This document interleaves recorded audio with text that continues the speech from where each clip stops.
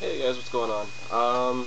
Haven't talked a whole lot of TNA in a while with the Road Signs series and WrestleMania just passing and Edge just retiring and all that. It's been all about the WWE, but unlike most of my fellow shooters here on YouTube, I have not given up on TNA just yet. Feel free to call me an idiot or whatever else you would like. I really don't care. Um, it's gonna take a lot. Something you gotta understand about me. I got used in my young days of being a wrestling fan to there only being one company. I gave WCW a chance far too late. Caught the end of it where it was all falling apart. I missed out on the entire ECW phenomenon when it was in its prime, and it took a good 5, 10 people or so to even get me to give TNA a chance, and the very first time I did, it was Jeff Jarrett and Jeff Hardy in a ladder match that I loved. Don't ask me what show it was, don't ask me what year it was. But, yeah, so anybody that's going to shoot me in the foot or leave me 101 messages at the bottom of this video saying, why the hell are you still watching TNA? It's fucking shitty, da-da-da-da.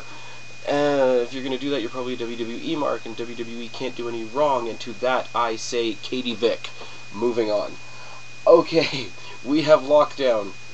That was really, really in bad taste. I'm probably going to get some heat for that. We have LockDown this Sunday, which is tomorrow, technically today. Going to give you a quick rundown, my previews, or my predictions on how some of it's going to go, and get back into the general swing of things and how we do things on this channel. So, we have a Fatal 4-Way Tag Team match. Inc. versus Orlando Jordan and Eric Young versus the British Invasion versus Steiner and Crimson. Here's the thing.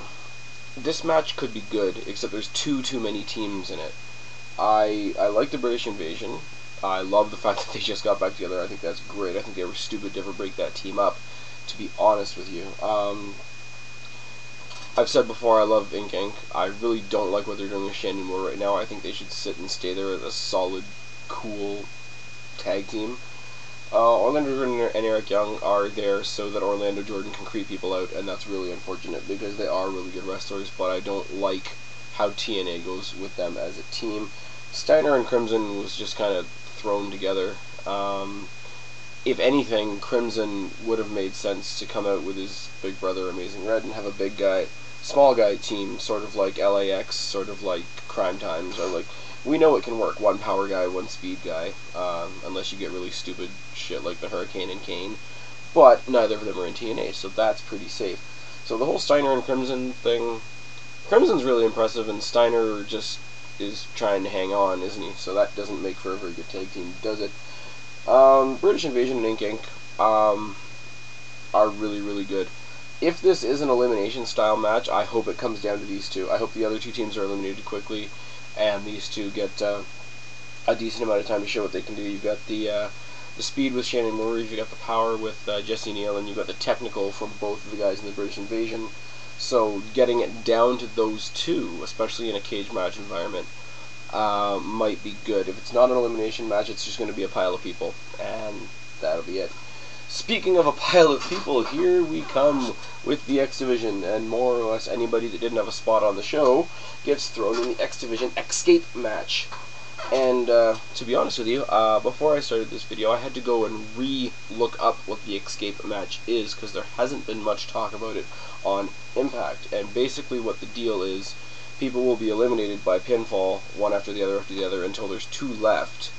And then those two, out of those two, one will win by escaping the cage, and that's it. The people in the match are Max Buck, Jeremy Buck, Robbie E., Brian Kendrick, Suicide, Lethal, Red, and Chris Sabin.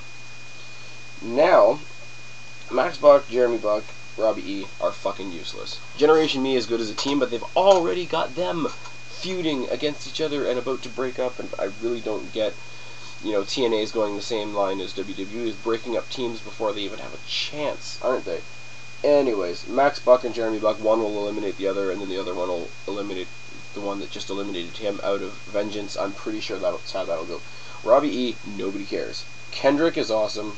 Suicide is awesome. Lethal we haven't seen in a long time, which sucks. So I hope he gets a good showing. Amazing Red is great, and Chris Sabin. Chris Sabin's good. I like him, but I really hope he doesn't win this, because you got to think that this is for.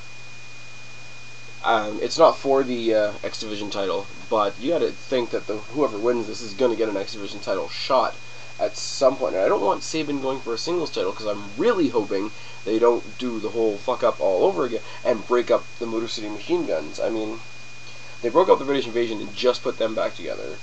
They're fucking with the Bucks right now. They're fucking with Inc. right now. Leave the Motor City Machine Guns as a team, please. I know Shelley's out right now or whatever, so go and do some impressive stuff and still show that you're there, but don't go make a big singles career so that this team goes down the toilet. Anyways, I would love Amazing Red or Kendrick to win this match. I could deal with Suicide or Lethal. If either of the Bucks or Robbie E win, I'm throwing in my hat on that. Next, we have 4 matches in a row that are just another chapter in the same story. Pope versus Joe. The story is absolutely stupid, but these guys can put on a decent match. I think they're just going to have whoever forwards the story more win it, so it really doesn't matter.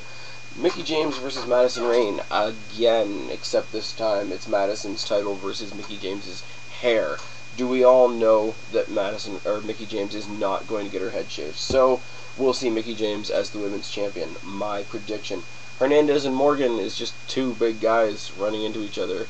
I predict Hernandez will win after massive interference from his new Mexican-American faction. I'm going to repeat, once again, pushing the race card to get a group over is not cool in my books.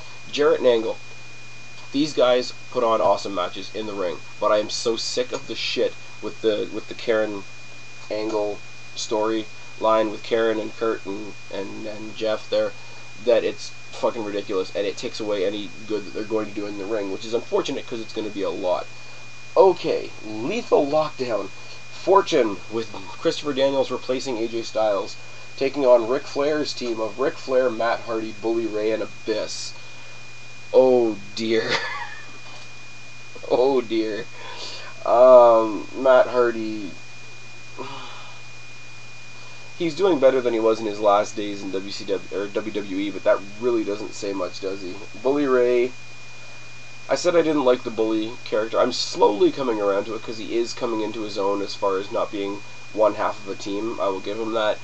How he'll do in this, I really, really don't know. Abyss just made his miraculous return from getting stabbed in the back multiple times with a nail-filled 2x4. So the suspension of my disbelief is just too much of a stretch for him to be even alive, so I can't really say much there. Although, we learned on Impact this week that he finally has new entrance music. So, good for him, I guess, and Flair is Flair. He will try to jump off the top rope, somebody will throw him, and he'll get a paycheck. Fortune, on the other hand. I like Fortune now that they're not part of Immortal, now that they are on their own as the stand-up original TNA guys. I gain more respect for the team of Beer Money and Kazarian every day. I'm glad that Daniels is back, and I'm glad... I really hate to say this. I'm glad that Daniels is in this match instead of AJ Styles, only because TNA fucked with AJ Styles, this character, so much. When he was on his own, he was an awesome guy. He had the crowd behind him 110%, including myself. When he had his rivalries with Christopher Daniels, everybody loved it. When he was a tag team with Christopher Daniels, everybody loved it. But no, then he joined Christian's team, and then he joined Kurt Angle's team, and then he tried to be on both teams, and then he got managed by Ric Flair and fucked over Kurt Angle, and then he was in Fortune, and then Fortune joined Immortal, and he was a heel and a face and a heel and a face and a heel and a face, and eventually over time that waters down your character. So, for the sake of this match, and I like the fact that Christopher Daniels is in it instead of him, just for a little bit. I mean, he'll come back and he'll be awesome, and hopefully him and Daniels will team again, because that would be even greater. But we could use a break from AJ Styles, because if nothing else, when somebody leaves for a while and comes back, they can kind of reinvent themselves when they come back, can't they? Look at Jericho. Leaves as a face, comes back as a heel, leaves as a heel, comes back as a face, every time he's left. That's just one example. But as far as that goes, but you put Daniels in a team with Kazarian and Beer Money, that's going to be a good match. They're going to do some good stuff.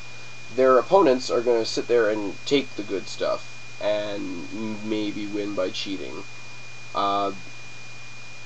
Flair's team has the man advantage every time somebody comes out to the ring, so they are the ones that will be 2-on-1, 3-on-2, 4-on-3 throughout the whole match. So look for them to exploit that to the nth degree.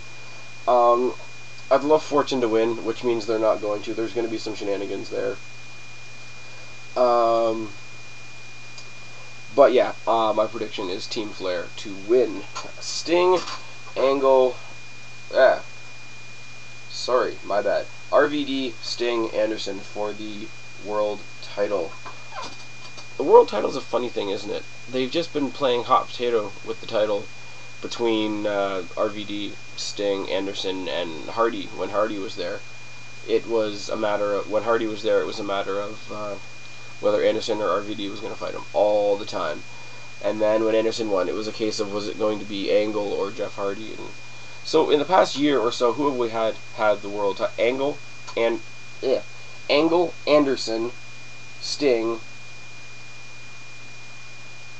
RVD, and Hardy.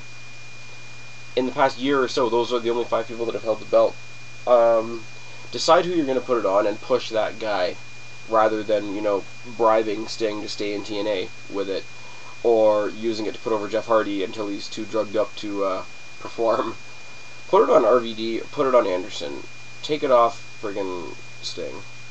I'm sorry. Like seems to be the popular opinion. Sting should have gone to TNA, gone to WWE, had his one match with Undertaker at WrestleMania, had his WrestleMania moment, got put in the Hall of Fame, and retired. Why is he not? Instead, he's on this big crusade against Hogan, who's not even wrestling anymore. Oh dear. Yeah, I started off this video with, I haven't given up on TNA just yet. Doesn't mean I'm not close.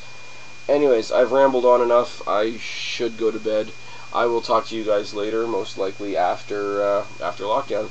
Anyways, I've been Spaz. Subscribe up there. Talk down there. Let me know what you think. Don't be a stranger. And I will talk to you later.